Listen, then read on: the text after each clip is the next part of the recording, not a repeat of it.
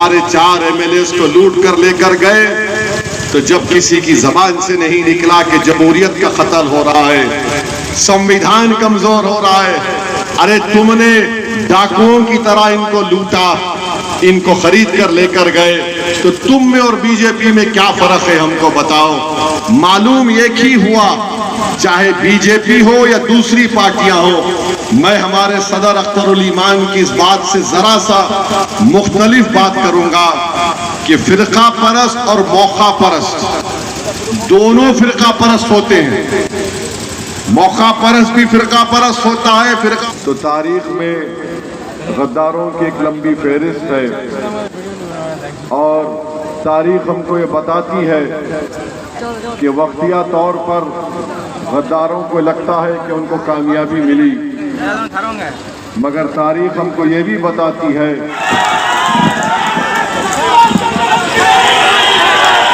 बिस्मिल्लाहिर्रहमानिर्रहीम, अस्सलामु अलैकुम व रहमतुल्लाहि व बरकातुहू। मौजूद हाज़रीन इकराम, बुजुर्गान कौम और मिल्लत, मेरे गयूर नौजवान साथियों, मेरी इज़्ज़तदार और बहनों, मोहतरम जनाब अख्तरुल ईमान साहब, MLA व सदर बिहार मजलिस इत्तेहादुल मुस्लिमीन,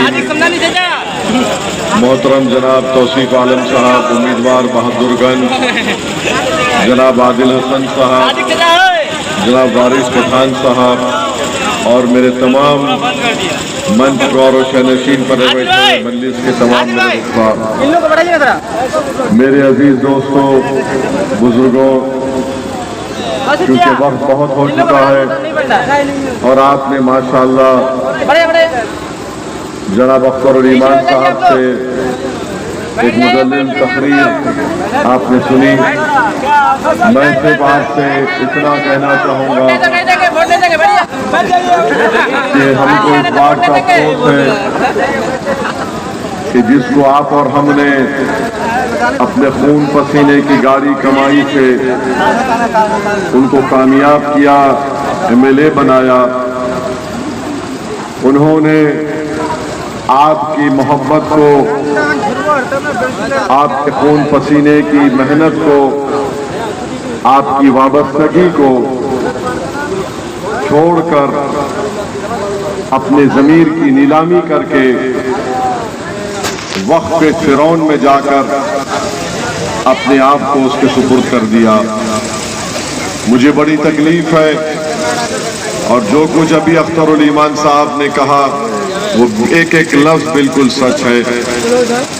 मैं तो सिर्फ यही अल्लाह से दुआ करता हूँ कि जिन्होंने गरीब और मजलूम अवाम को धोखा दिया, अल्लाह सुब्हाना व तआला इनको देख ले, क्योंकि मैं जानता हूँ कि यहाँ पर हमारे मजलिस के जिम्मेदारों ने दिन और रात एक करके इनको कामयाब और कामरान किया। मगर मेरे अजीज दोस्तों और बुजुर्गों, अगर हम अपनी तारीख का मुताला करेंगे तो तारीख में गद्दारों की एक लंबी फहरिस्त है और तारीख हमको ये बताती है कि वक्तिया तौर पर गद्दारों को लगता है कि उनको कामयाबी मिली, मगर तारीख हमको ये भी बताती है कि टीपू सुल्तान ने अपनी जान को गंवा दिया अंग्रेजों के खिलाफ लड़ते लड़ते, और सुबह क़यामत तक लोग टीपू को एक बहादुर शहीद के तौर पर देखते हैं जिसने अंग्रेजों के खिलाफ लड़कर अपनी जान की कुर्बानी दी, और लोग हमेशा मीर जाफर को और मीर सादिक को गद्दार कहते हैं, तो हमेशा ये लोग गद्दार रहेंगे। तारीख से हमको ये भी दर्स मिलता है कि करबला के मैदान में नवासे रसूल पर तलवार उठाने वाले भी मुसलमान थे, मगर नवासे रसूल और अहले बैत ने हक की सरबुलंदी के लिए अपनी गर्दनों को नहीं झुकाया, बल्कि अल्लाह की राह में सजदा करके अपनी जानों की और अपने आल की, अपने ख़ानदानों की कुर्बानी दी। तो सुबह क़यामत तक लोग मिसालें देते हैं कि बातिल के आगे, गद्दारों के आगे चाहे उसका नाम यजीद हो या मीर जाफर हो या मीर सादिक हो, जो हक पर चलने वाले हैं वो अपना सब कुछ कुर्बान कर देते। और तारीख ये भी बताती है कि हमेशा कामयाबी हक पर चलने वालों की होती है। वक्तिया तौर पर इन्होंने अपने ज़मीर का सौदा कर लिया, मगर तारीख ये भी बताएगी कि इंशाअल्लाह ताला अगर इस गद्दार को तेजस्वी टिकट देगा तो कोचा दामन की आवाम इसको हरा कर रहेगी इंशाअल्लाह।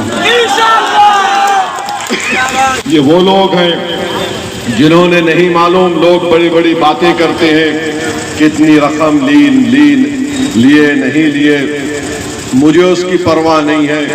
मुझे तकलीफ इस बात की है कि तुमने सीमांचल की जनता का मजाक उड़ाया। इंशाअल्लाह ताला अल्लाह तुम्हारा मजाक बनाएगा, मुझे यकीन है इस बात का। और मजलिस की तारीख रही है, मैं ज्यादा वक्त नहीं लूंगा।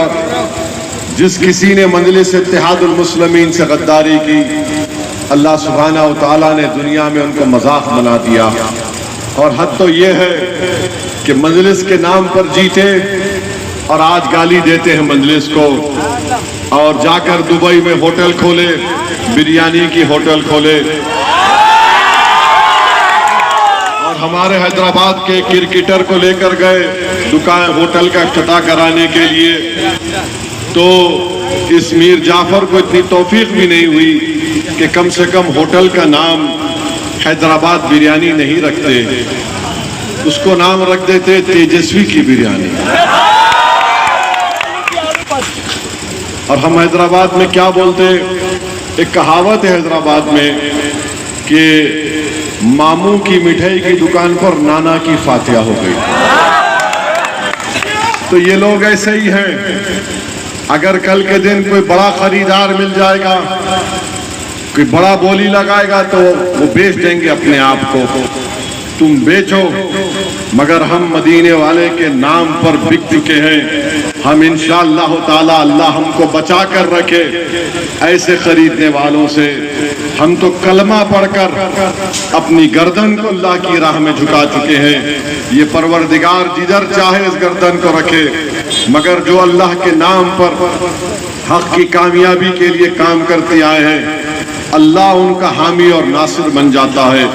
तो मुझे यकीन है कि इंशाअल्लाह ताला अब के बार कोचा दामन से इंशाअल्लाह ताला मजलिस इत्तेहादुल मुस्लिमीन को, उम्मीदवार को हम तमाम मिलकर एक अजीमुश्शान कामयाबी से हम किनार करेंगे। मैं आपका शुक्रिया भी अदा करता हूँ कि हालिया पार्लियामेंट के इलेक्शन में आपने मजलिस के उम्मीदवार मोहतरम जनाब अख्तरुल ईमान साहब के हक में बहुत वोट दिए और उनको यहाँ से अक्सरियत भी दिलाई। आपका बेहद शुक्रिया।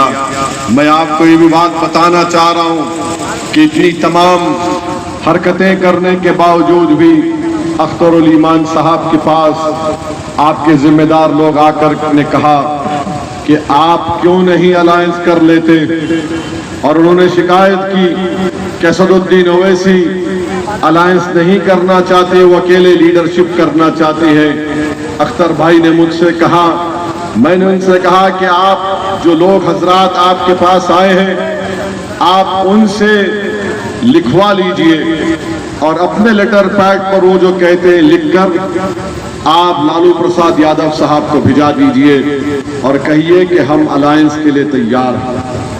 एक नहीं 2 मरतबा अख्तरुल ईमान साहब ने लेटर लिखा। उसके बाद उनके बेटे ने कहा कि हमको नहीं मालूम, हमको नहीं बताया गया।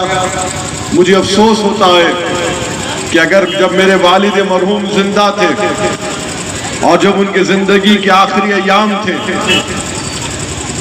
हम कभी भी अपने वालिद की आंखों में आंखें डालकर नहीं देखे। हमको यह अदब सिखाया गया कि हमारे बड़ों के सामने हम सर को झुकाकर नजरें नीची रखकर बात करते थे। हमको यह सिखाया गया कि अगर हमारे बड़े किसी जगह पर अगर लकीर खींच दिए तो हम ये समझते थे कि हमारे लिए हुर्फ आखिर है। मगर पहली बार मालूम हुआ कि एक शख्स जिसने उस पार्टी को बनाया, उसकी जिंदगी में उसका बेटा कह रहा है कि बाप को खत लिखना कोई माने नहीं रखता, मुझे खत लिखना चाहिए था। खैर हमको मालूम हुआ, मैंने अख्तर भाई से कहा कि मुझे बड़ी तकलीफ है क्योंकि मैं बड़ा रिवायती और दकियानूसी किस्म का आदमी हूँ। मैंने कहा अख्तर भाई लिख दो हुज्जत के लिए।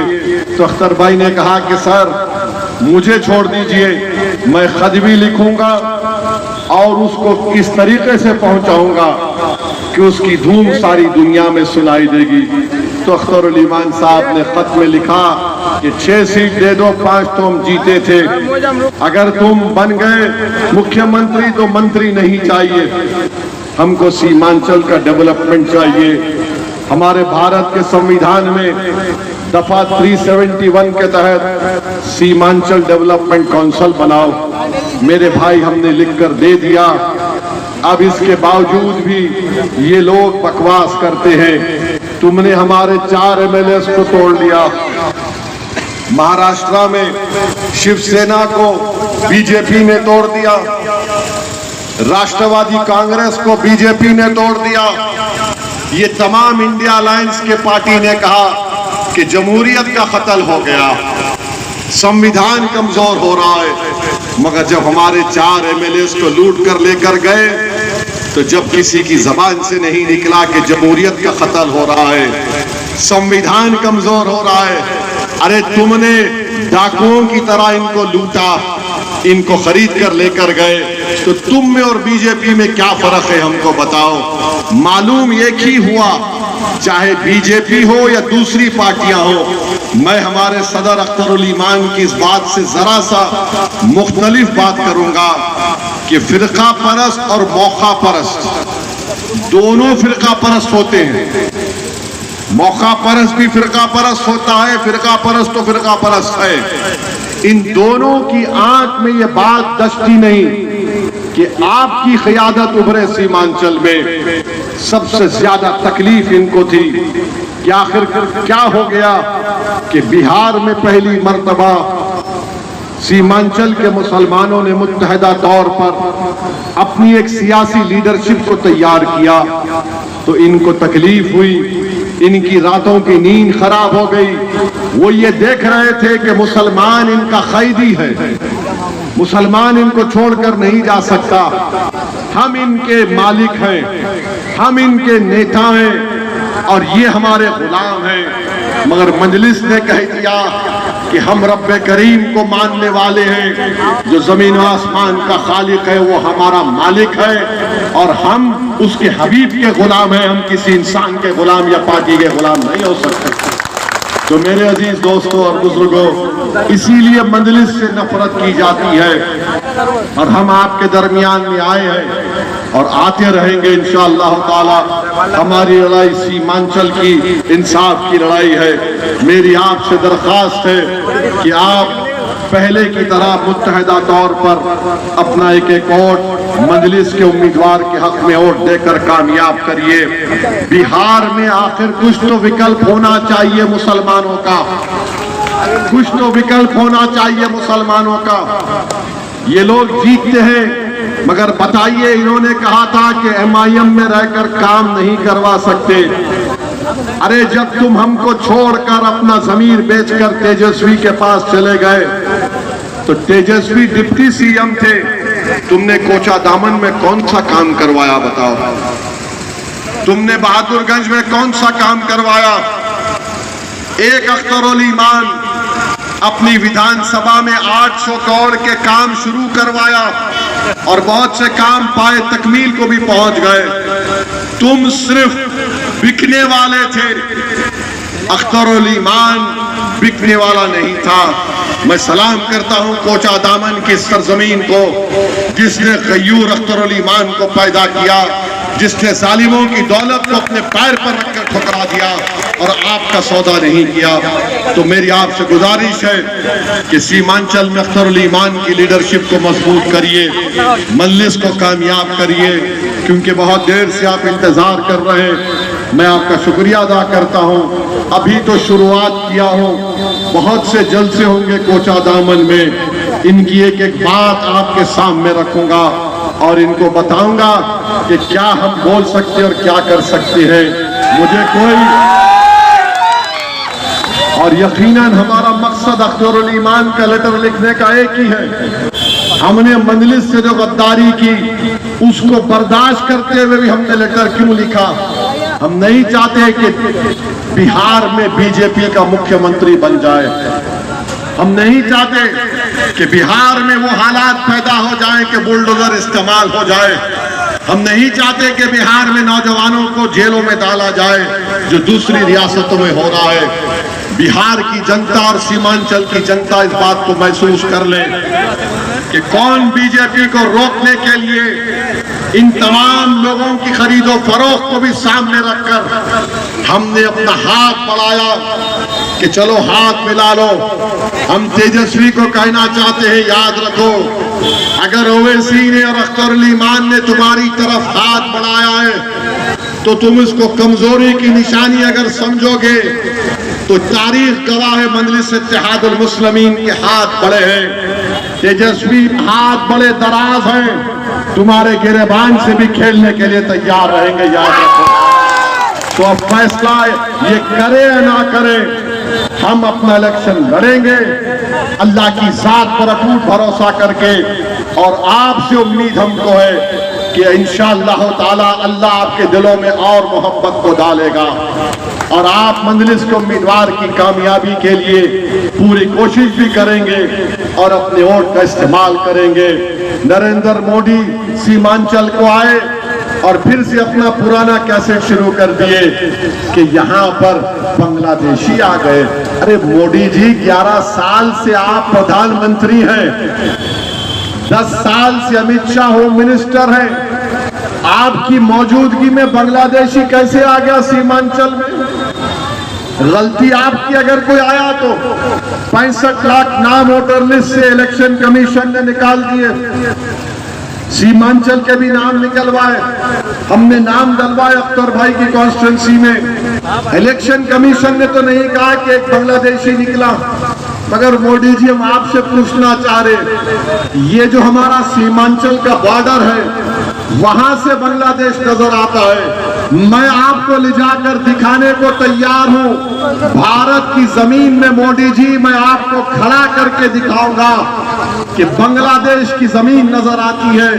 वहां पर चीन एक एयरपोर्ट का रनवे बना रहा है, आपको वो नहीं दिख रहा मोदी जी?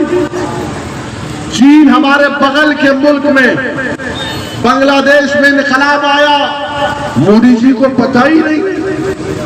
इनकलाब आया, वो मोहतरमा भागकर हिंदुस्तान को आ गई। मोदी जी, एक बांग्लादेशी दिल्ली में है, उसको निकाल कर भिजा दो बांग्लादेश। सीमांचल में तो कोई नहीं। अच्छा, पड़ोस में नेपाल है, नेपाल में नौजवान निकलकर तख्ता पलट दिए, मोदी को पता ही नहीं, पता ही नहीं है। तख्ता पलट दिए, मिनिस्टर को घर से निकालकर कपड़े उतारकर नौजवान मार रहे थे, पीट रहे थे, कोई नदी में कूदकर भाग रहा था। मगर हमारे 56 इंच को पता ही नहीं।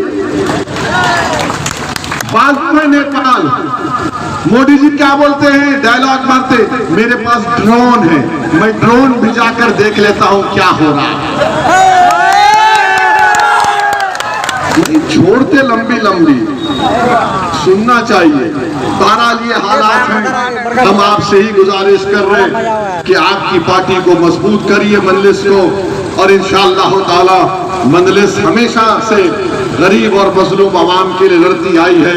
आपको अपनी आजाद इंडिपेंडेंट सियासी क़ियादत को मजबूत करना है। 50-60 साल से हमने इन लोगों का साथ किया, कभी कांग्रेस को 20 साल, कभी 15 साल राजद को, 20 साल नीतीश कुमार को। बताइए आखिर कब तक आप इन लोगों का साथ देंगे जिससे हमको कोई फायदा नहीं हुआ सिवाय नुकसान के। अपनी लीडरशिप को बनाइए ताकि हम सीमांचल की नाइंसाफी को खत्म कर सके। वाखिर दावाना अल्हम्दुलिल्लाहि रब्बिल आलमीन।